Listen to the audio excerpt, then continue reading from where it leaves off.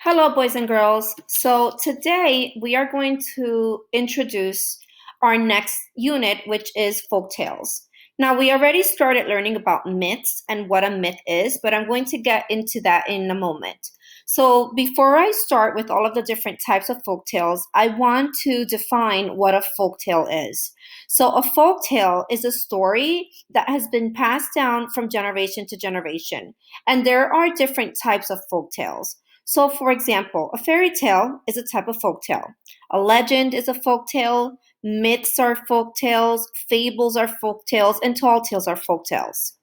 So, we already learned about myths, and we learned that myths often have gods and goddesses, such as Zeus, Hades, Poseidon.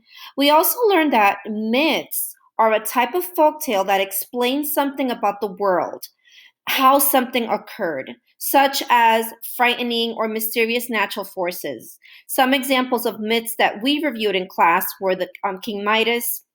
We reviewed. We learned about Poseidon. We learned about Medusa. We learned different types of myths. Now, another type of folktale is a legend.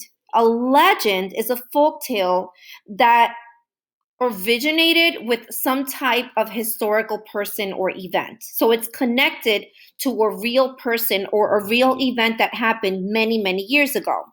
But legends aren't 100% real. So they combine some sort of factual information and fictional elements. Some examples of legends are the legend of Robin Hood, King Arthur, and the Knights of the Round Table. The next type of folktale that we're going to talk about is a fable. Now, according to what we've learned in class when we did personification, I know that a lot of you do know what a fable is. So, a fable is another type of folktale, and it always involves personification, meaning animals that talk. That is one characteristic of a fable. And a fable always teaches a lesson or a moral.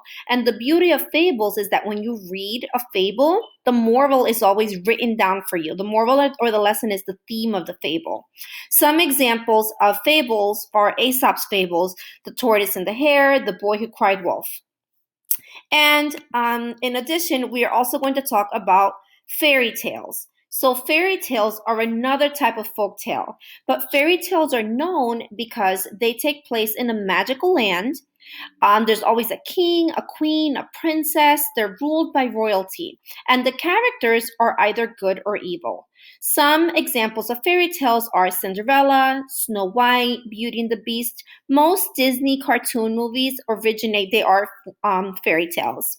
And the last type of folk tale that we're going to talk about are tall tales. Now, a tall tale is a folk tale, and it has an unbelievable exaggeration, and it's told as if it were true, and it's meant to be humorous or funny. In addition, tall tales, when the problem is solved, the solution it ends in a funny way. So for example, you might have a tall tale where a baby was born and the baby weighed 100 pounds. We know that that's an exaggeration because a baby really can't weigh 100 pounds. Some famous tall tales are Peckle's Bill, Paul Bunyan, and Johnny Appleseed. Thank you, boys and girls.